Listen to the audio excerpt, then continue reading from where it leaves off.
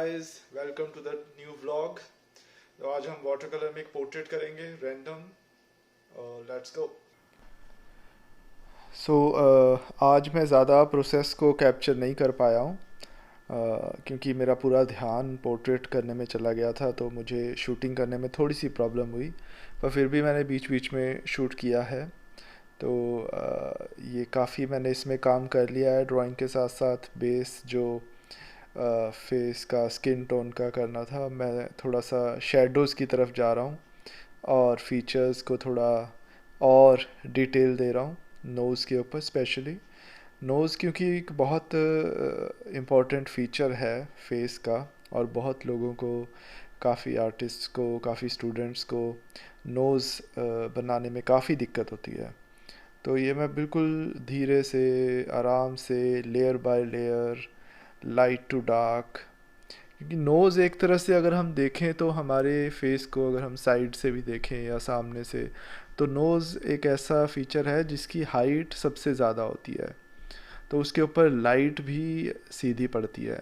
Nose और एक forehead, अगर लाइट ऊपर से आ रही है या सामने से भी आ रही है, तो नोज़ की जो टिप है वहाँ पर एक लाइट का हल्का सा पैच हमेशा रहता है।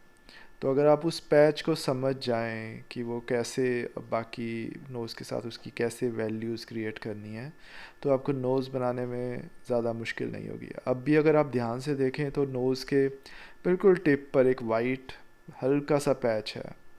बस वही पैच एक है जो नोज़ को आपके फेस से थोड़ा सा उभार देता है। मैं बाकी शेडोज़ क्रिएट कर रहा हूँ नोज़ के, आईज़ के आसपास, और आईब्रो को मर्ज फेस में कर रहा हूँ, क्योंकि आईब्रो भी एकदम से ऐसे नहीं होना चाहिए कि एकदम से चिपकाया हुआ है, उनके भी आसपास सॉफ्टनेस रहनी चाहिए। फिर अब मैं पेन्स ग्रे, फिर से वही पेन्स ग्रे मैं यूज़ कर रहा हूँ हेयर के लिए। और पहले मैं एक बड़े ब्रश से फ्लैट पेन्स ग्रे पेंट कर रहा हूँ ऐड बालों में।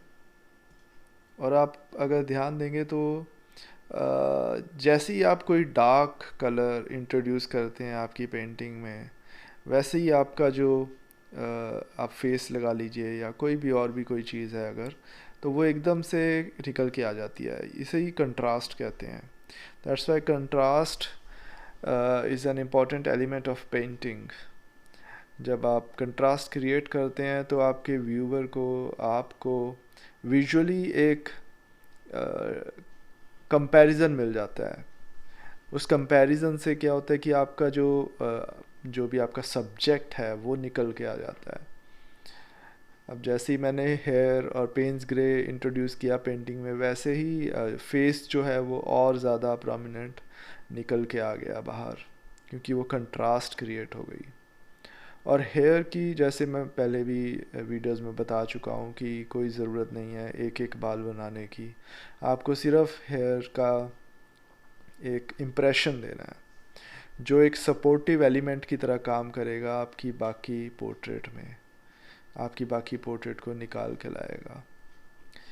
ये आपका डिसीजन है कि आपने कौन से पार्ट पर, पोर्ट्रेट के या फेस के या कोई भी चीज़ है, उसके कौन से, पेंटिंग के कौन से पार्ट पर अपने व्यूवर की नज़र रखवानी है, तो उसी पार्ट को आप इम्पोर्टेंस देंगे। कुछ आर्टिस्ट तो, कुछ क्लासिक अपने पुराने आर्टिस्ट तो ऐसा भी मानते थे कि दो आँखों में भी, अगर हम दो आँखें बना रहे हैं तो उसमें से सिर्फ एक आँख में ज़्यादा डिटेल होनी चाहिए। क्योंकि हम जब भी कोई भी चीज़ देखते हैं, हम हमेशा एक बार में सिर्फ एक जगह पर फोकस रख पाते हैं, हम पूरी पिक्चर कभी नहीं देखते। अगर हम किसी का फेस भी देख रहे हैं तब भी हम सिर्फ एक आँख में देखते हैं, या एक पार्ट को देखते हैं, कोई एक पर्टिकुलर पार्ट को, एक पर्टिकुलर पॉइंट को। तो आर्टिस्ट भी कई ऐसा मानते हैं कि जो पोर्ट्रेट है उसमें भी एक आँख ज़्यादा डिटेल होनी चाहिए, जिसको आप चाहते हो, जिसको कि आपकी ऑडियंस उस आँख पर ही ध्यान रखे, उसको ही देखे। अब मैं थोड़ा सा पेन्स ग्रे से ही कपड़ों में कलर कर रहा हूँ। और इनको भी मैं बिल्कुल एक ऐसा कोई डिटेल ज़्यादा नहीं दूंगा, सिर्फ एक इम्प्रेशन की तरह करके छोड़ दूंगा, क्योंकि वही मैं नहीं चाहता कि कोई और चीज़ ज़्यादा फोकस अपनी तरफ ले आइज़ के अलावा। आइज़ यहाँ पर मेरा बेसिक इम्पॉर्टेंट फीचर है जिस पे फोकस रहेगा।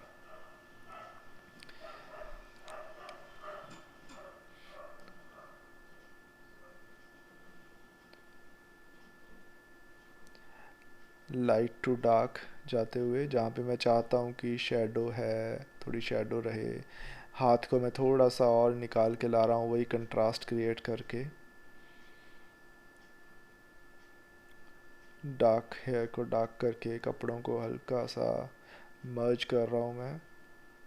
सिर्फ ऐसे ही मैं ड्राई स्ट्रोक्स लगा के छोड़ दूंगा इसको। एक स्कल्प्टर हुए हैं रौदा, तो उनकी स्कल्पचर्स भी अगर आप देखेंगे तो सारी स्कल्पचर्स उनकी ऐसे लगती हैं जैसे इनकम्प्लीट हैं, जैसे बस छोड़ दियो आर्टिस्ट ने बना के, पूरा नहीं किया और उनको छोड़ दिया है। उसके वो उन्होंने जान के किया है। उसकी फ़िलॉसफी ये थी कि कोई भी आर्ट वर्क जो होता है वो कभी कंप्लीट नहीं हो पाता, बस आपको कहीं ना कहीं उसको छोड़ना होता है, कहीं ना कहीं आपको रुकना होता है। तो ऐसे ही मुझे भी अच्छा लगता है ऐसा कि देखने में, मतलब ऐसा लगे कि आपने बस मतलब परवाह नहीं की और आपने बस स्ट्रोक लगा के छोड़ दिया है। वो कॉन्फिडेंस बहुत इम्पोर्टेंट है। और वही कंप्लीट तो कभी हो नहीं पाएगा, तो हमको कहीं ना कहीं तो रुकना पड़ेगा।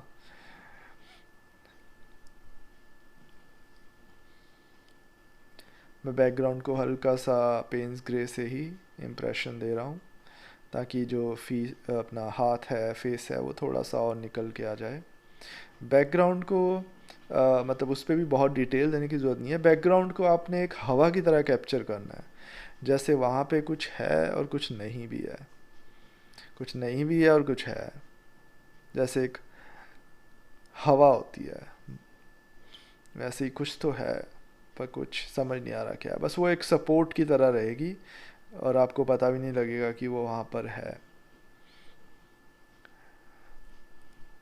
और ये ऑलमोस्ट डन हो गया हमारा वर्क। बस हल्का सा यहाँ पे शेडो देके वी आर डन।